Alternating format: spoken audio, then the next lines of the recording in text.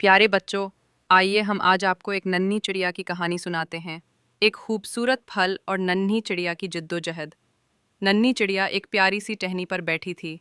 उसकी आंखों में एक ख्वाब था, दरख्त पर लगे लाल रसीले फल को हासिल करना। चिड़िया ने एक नज़र फल की तरफ देखा और फौरन अपने परों को फैलाया।